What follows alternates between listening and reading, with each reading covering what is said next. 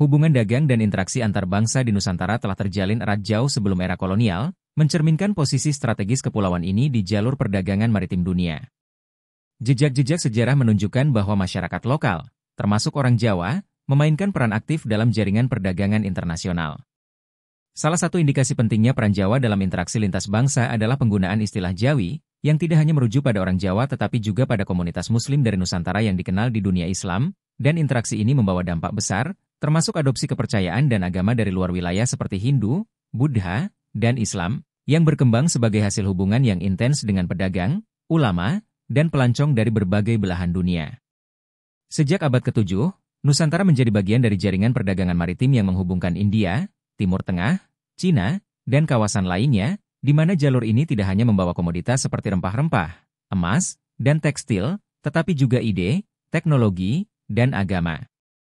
Pelabuhan-pelabuhan strategis seperti Barus, Samudra Pasai, dan Gresik menjadi pusat perdagangan sekaligus simpul interaksi budaya.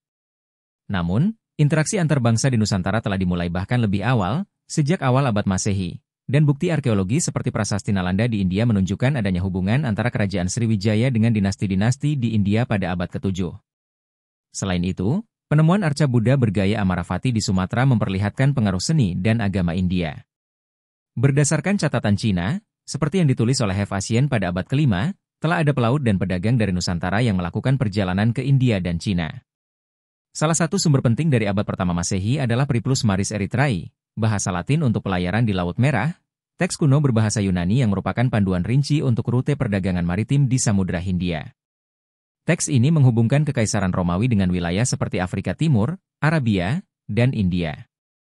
Diduga ditulis oleh seorang pedagang atau pelaut yang akrab dengan jaringan perdagangan tersebut, Priplus memberikan informasi praktis bagi para pelaut dan pedagang, seperti deskripsi geografis, praktik perdagangan, budaya dan politik lokal, serta panduan navigasi.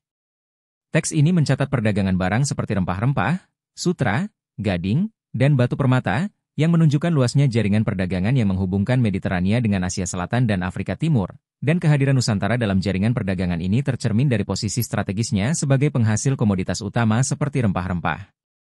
Catatan dari sumber Romawi, seperti karya Ptolemeus dalam Geographia pada abad kedua Masehi, menyebutkan nama-nama tempat di Asia Tenggara yang diperkirakan merujuk pada wilayah Nusantara, seperti Krais, Pulau Emas, dan Argi, Pulau Perak, yang menunjukkan bahwa wilayah Nusantara telah dikenal oleh dunia luar sebagai pusat perdagangan yang kaya akan sumber daya alam. Pedagang Nusantara juga aktif menjalin hubungan dagang dengan Cina sejak dinasti Han, di mana catatan dinasti Han mencatat keberadaan utusan dari kerajaan-kerajaan di Asia Tenggara, termasuk Nusantara, yang membawa upeti berupa produk-produk eksotis seperti gading, cula badak, dan rempah-rempah, dan hubungan ini terus berkembang pada masa dinasti Tang dan Song, di mana pelabuhan-pelabuhan di Jawa dan Sumatera menjadi persinggahan penting bagi kapal-kapal dagang. Ekspansi masyarakat Nusantara juga dapat dilacak sejak era Kerajaan Medang, Mataram kuno, yang berdiri pada abad ke-8, dan berdasarkan prasasti-prasasti seperti Prasasti Canggal, 732 Masehi, dan Prasasti Mantiasih, 907 Masehi. Kerajaan Medang menunjukkan aktivitas ekspansi teritorial dan pengaruh budaya yang signifikan. Kerajaan ini memindahkan pusat kekuasaannya dari Jawa Tengah ke Jawa Timur, yang mencerminkan kemampuan adaptasi terhadap kondisi geografis dan politik. Ekspansi ini tidak hanya memperluas wilayah kekuasaan tetapi juga mengamankan jalur perdagangan strategis, termasuk rute menuju Selat Malaka. Kerajaan Medang juga dikenal sebagai penghasil produk-produk bernilai tinggi, seperti beras, yang menjadi komoditas penting dalam perdagangan internasional. Menurut catatan dari Cina, pelabuhan-pelabuhan di Jawa sudah aktif menjalin hubungan dagang dengan pedagang dari Asia Timur, Asia Selatan, dan Timur Tengah, dan pengaruh Hindu-Buddha yang kuat dalam kerajaan ini mencerminkan hubungan budaya yang erat dengan India melalui jalur perdagangan maritim. Pada abad ke-10, Kerajaan Medang digantikan oleh Kerajaan Singasari, yang melanjutkan tradisi perdagangan dan ekspansi. Naskah Nagara Kretagama mencatat bagaimana Singasari mengontrol wilayah maritim Nusantara dan menjalin hubungan dagang dengan pedagang asing, termasuk dari Cina dan India. Hal ini didukung oleh berita asing seperti catatan Chow Jukaua, yang menggambarkan Jawa sebagai pusat perdagangan yang penting. Istilah Jawi mencerminkan pengakuan dunia Islam terhadap peran masyarakat Nusantara dalam jaringan global, dan kata ini digunakan untuk merujuk pada orang-orang Muslim dari kepulauan ini yang datang ke Mekah atau Madinah untuk belajar agama. Para penulis Muslim seperti Ibnu Battuta juga mencatat keberadaan kerajaan Islam awal seperti Samudra Pasai, yang aktif berdagang dengan dunia luar dan menjadi pusat pendidikan Islam.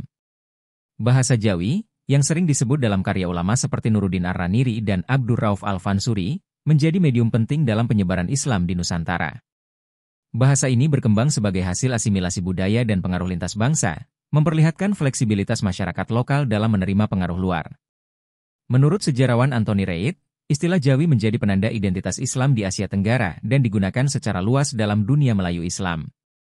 Proses Islamisasi di Nusantara merupakan contoh nyata bagaimana interaksi perdagangan menghasilkan perubahan budaya dan spiritual, dan Islam masuk secara damai melalui jalur perdagangan dan diperkenalkan dengan pendekatan sufistik, yang menekankan cinta kasih dan spiritualitas. Pendekatan ini memungkinkan Islam berasimilasi dengan tradisi lokal seperti Hindu-Buddha dan animisme. Kerajaan-kerajaan seperti Perlak dan Samudra Pasai menjadi pusat Islam awal, mengintegrasikan nilai-nilai Islam dalam sistem pemerintahan dan perdagangan. Tradisi lisan dan manuskrip seperti Hikayat Raja Pasai menunjukkan bagaimana Islam berkembang di wilayah ini dengan cara yang unik dan lokal, sementara ulama seperti Syekh Kuro mendirikan pesantren di Karawang, yang menjadi pusat pembelajaran Islam sebelum era Wali Songo.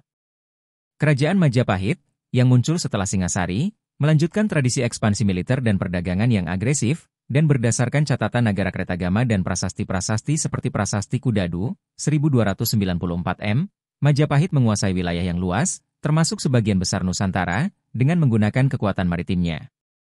Ekspansi ini tidak hanya untuk dominasi politik tetapi juga untuk mengamankan jalur perdagangan rempah-rempah yang sangat berharga. Menurut sejarawan Slamet Muljana, ekspedisi Pamalayu adalah salah satu contoh utama bagaimana Singhasari berusaha mengintegrasikan Sumatera ke dalam pengaruhnya, dan catatan Cina seperti kronik dinasti Ming juga mencatat hubungan diplomatik dan perdagangan antara Majapahit dan Kekaisaran Cina, mencerminkan bagaimana Majapahit memainkan peran aktif dalam jaringan perdagangan internasional. Selain itu, ekspansi sipil dalam bentuk migrasi penduduk dari Jawa ke daerah-daerah lain di Nusantara membawa serta budaya, teknologi, dan agama Hindu-Buddha yang menjadi dasar kehidupan masyarakat lokal, melahirkan asimilasi budaya yang memperkuat identitas regional. Bukti-bukti sejarah menunjukkan bagaimana interaksi antar bangsa membentuk identitas Nusantara. Nisan Sultan Malik Al-Saleh di Samudra Pasai mencerminkan pengaruh seni Islam dari Gujarat, sementara masjid-masjid tua seperti Masjid Kuro di Karawang menjadi saksi keberadaan Islam sebelum era Wali Songo. Selain itu, catatan perjalanan Ibnu Batutah dan tradisi lisan tentang ulama seperti Syekh Jumadil Kubro memperkuat hipotesis tentang jaringan global yang menghubungkan Nusantara dengan dunia Islam. Prasasti-prasasti dari luar, seperti prasasti dari Cina yang mencatat keberadaan pedagang Muslim di pelabuhan-pelabuhan Asia Tenggara, juga mendukung narasi ini. Pendapat ahli seperti Denis Lombard menunjukkan bahwa integrasi budaya Islam ke dalam Nusantara tidak hanya terjadi melalui perdagangan tetapi juga melalui pembentukan komunitas-komunitas Muslim yang terorganisasi. Penyebaran Islam di Nusantara terjadi secara bertahap dan damai, dimulai dari pesisir barat Sumatera sebelum menyebar ke wilayah lain, dan bukti sejarah menunjukkan adanya komunitas Muslim yang mapan sejak abad ke-10 di Barus, berdasarkan prasasti-prasasti dan catatan pelancong asing. Nisan makam Sultan Malik Al-Saleh di Samudra Pasai, yang berangkat tahun 1297, menjadi salah satu bukti konkret tentang keberadaan kerajaan Islam awal di Nusantara. Berita asing seperti catatan Marco Polo dan Ibnu Batutah menggambarkan bagaimana Islam menjadi agama yang dominan di wilayah pesisir Sumatera dan Jawa. Marco Polo mencatat komunitas Muslim di Perlak, sementara inskripsi makam Troloyo, yang angka tahunnya tertua berasal dari 1282, memberikan bukti keberadaan komunitas Muslim sebelum berdirinya Majapahit. Tahun tersebut berasal dari masa pemerintahan Raja Singasari, Kertanagara, yang berkuasa antara tahun 1254-1292, memperlihatkan bagaimana interaksi budaya dan agama telah berlangsung lama sebelum pengaruh Islam semakin berkembang.